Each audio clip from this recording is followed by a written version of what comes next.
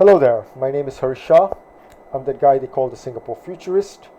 I'm recording this video on the 6th of January of the year 2026, more than 50% of the way through the decade of the 2020s, a decade that has been, marked, made distinct by the way it started with the COVID-19 crisis around the world, of course, and then, it's been marked by, situations like the Russian invasion of Ukraine.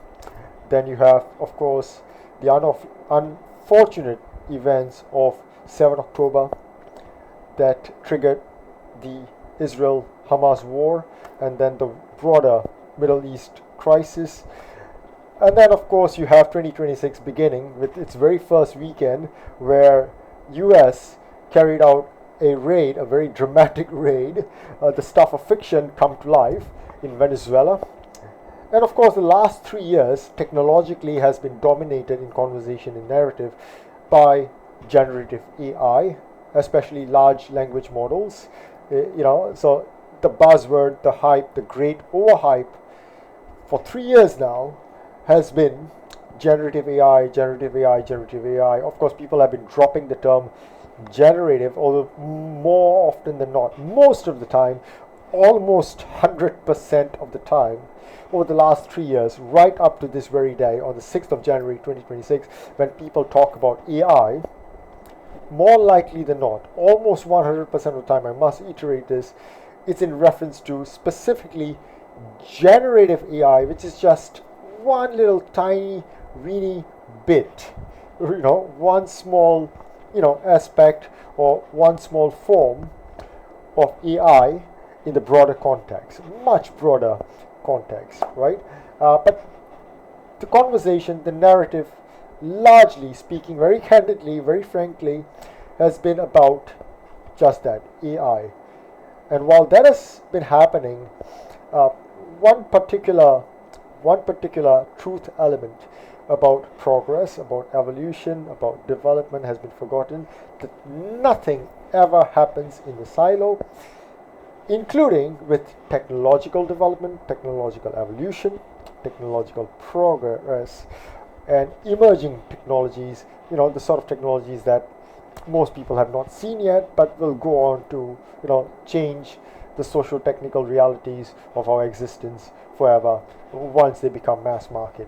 Right? So that has been forgotten, and a lot of emerging technologies have been widely overlooked, widely ignored, widely neglected, very unfortunately. But it's not that these other emerging technologies, aside from AI, aside from generative AI, have not been progressing, have not been growing, improving, have not been reaching different stages of development towards becoming mass market or towards mass market diffusion, right, to be specific. Now, the kind of technologies that excited me a lot personally a decade ago, more than half a decade before this present decade started, which have been making very steady, very silent, very quiet progress through the first half of the present decade.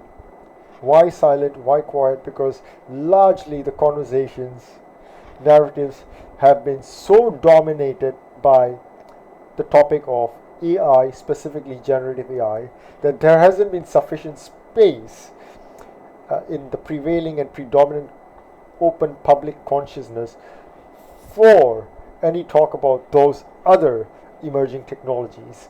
So let's get back to generative AI. Can we even call it an emerging technology today, now that it's so mass market, right? So that, given that it's adopted so widely, right? It's so much into public consciousness. I would say it still is an emerging technology because there's so much more improvement and adoption and so many yet more use cases for corporations, for companies of all kinds across every industry to explore.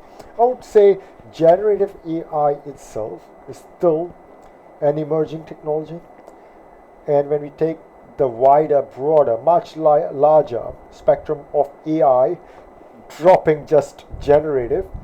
Of course, it's still very much definitely a huge emerging technology in terms of being an opportunity as a game changer to redefine the human experience ahead, which of course presents a lot of business opportunity for new groundbreaking products that no one has seen or heard of before on the market. So of course that is there. That still is there as of the start of the year 2026. But let's talk about other technologies that have not been talked about enough, especially since the start of this decade. Let's talk about holographics. It's an underexplored area because let's look at how much more influence or how much greater a role technology and computing in terms of interface have in our daily lives today versus 10 years ago, 20 years ago, 25 years ago. And let's talk about especially our young, right? And what does it mean? It means more interface, more interaction with technology, and the interface element involves visual, involves our eyes, and then there's this problem about screen time and then the effects of the screen upon our eyes. This is where holographics can be very, very important. And what most people don't think about when holographics is mentioned is that it just does not go towards visual alone. Of course, it is all visual, but there's this element of interactivity, possibilities of interaction or interactive interface not possible even with the touch screen. That is possible with holographics in convergence with a host other different types of hardware and software technologies or cyber physical systems. So there's a lot of opportunities there that have not been looked at enough by too many people. Of course, there are some players, some big players, big tech companies, not going to be dropping any names in this video, that have been making very steady, very significant progress towards mass market use case products of holographics that we'll see not too long from today. As I always say, the future is never as far as it appears. Just a slight transgression here, an anecdote. 5 years ago, 10 years ago, 12 years ago, I talked to people about the impending future, things like AI, things like automation, things like hotel robotics, and they tell me, oh, it feels like we are in a time machine traveling 50 years into the future. And then you see the advent of those technologies and those technological products just 2, 3 years, 4 years after I would have talked about them, under 5 years. So this is a hint, right? The future is never as far away as it appears. So when I talk about mass market holographics and product opportunities, you should not be thinking about this decades from now. You should not be thinking about this singular decade from now. You should be thinking about it plus minus 5 years from today. All right, either less, perhaps a lot less, depending on what you may want to do with it if you actually seriously think about it, or slightly more. But there are great product opportunities with holographics because of the interactivity that may become possible with it, that will likely become possible with it, and of course optical health, right? That's a great plus point for it. That's a huge driver which makes it a plus for the consumer and hence a big opportunity. Then of course there's this thing called haptics, right, where you interact with technology not just with visual or auditory senses, but also with feel. So you can actually feel products. Imagine shopping for clothing, for apparel, and you can actually touch the fabric that is not physically there in front of you when you do online shopping, right? Oh, did I just give away a possible use case for haptics? I did. But there's a lot more to that, be it for consumer products and services or for other sorts of industrial purposes. There's a huge opportunity for haptics, for tactile technology. I know I'm talking about stuff that most people still think about as stuff out of Ready Player One, the movie, but believe it or not, the movie was made after. Tactile suits have been invented since before that. go check it out on Google search, right? So these are things to take very seriously, to look at, that has, that has not been talked about enough over the last 5 years, because there have been a lot of distractions in the world, unfortunate border conflicts, international conflicts of military nature. Of course, there have been pandemics. There have been issues of dominance of one particular technology, where the whole world has become single issue when it comes to technology, just generative AI. But this is stuff to talk about, right? Then there's also stuff to do with the brainwave computing, the great elusive frontier of the human computer interface, where we no longer need to use our limbs, our external senses, right? The toggling, the skilled hands to operate machinery, right? To use technology. You think it, and technology does it exactly as you want it to. What you think, technology instantly executes, made possible by brainwave computing or brain-computer interface. This is something that has been neglected. It's not frozen in time.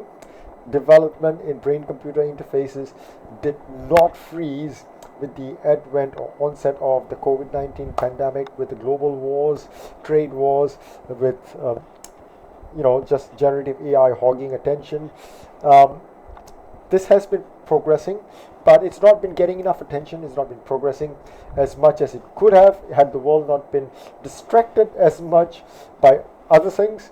So brain-computer interface, something to look forward to, something to dabble in if you're thinking about innovation over the next 5 years, over the next 10 years, right? Of course, a lot simpler than those things, and yet a lot more complicated, a lot more encompassing of those things, would be the new engineered immersive technologies. Of course, Facebook a few years ago, now known as Meta, declared its intentions about the metaverse, which is what we used to call virtual worlds before Facebook decided that we are just going to call it metaverse, and then we stopped calling virtual worlds and transited to calling it the metaverse. It doesn't matter. Well, you get the point what I'm talking about. It's an immersive platform experience, but that's just a stepping stone to the next evolution, where the lines between real and virtual, or simulated, actual and virtual, just began to disappear, where cross reality is the new norm, right? Where we have this thing called the X reality, right? It's a complete blended human experience, human existence, between what is physical, natural, actual, and that which is digital, virtual, simulated, or where you see digital twins around you outside of a machine without physical form, but when you touch them with tactile or haptic technology, physically it feels like they're just there, although they're not, and they're immaterial, right? Those sorts of things. Am I sounding like I'm jumping into a time machine way into the future that is very far away? Maybe I'm jumping into a time machine, but again, I warn you, the future is never as far away as it appears.